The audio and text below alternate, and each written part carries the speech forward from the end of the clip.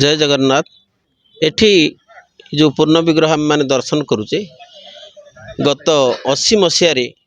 ये तो गजपति जितेबाला एठार आत्मगोपन कर रही पाखे कौन राज्यर संपत्ति नाला तेणु सी केवल निज जीवन पोषापी ये भगवान पाखे शरण पशिले स्वप्नादेश होता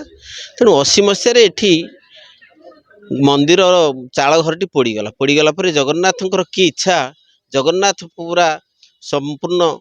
सबु अंग प्रत्यंग सब सुस्थ थिला एवं ग्राम लोक माने देखिले चालटी दीपट को खसीगला एवं मझी पोजिशन टी संपूर्ण सुरक्षित रहिला ठाकुरंकर किछि कौनसी अंग नष्ट हो नथिला। एठी जगन्नाथ को आमे देखुचे जहाँ ये पवित्र क्षेत्र ये एक महान गुप्त लीला बोली भगवान कहजिबो एक गुप्त जोगपीठ बोली कहजिबो ये पवित्र क्षेत्र आम मैंने दर्शन करुचे ये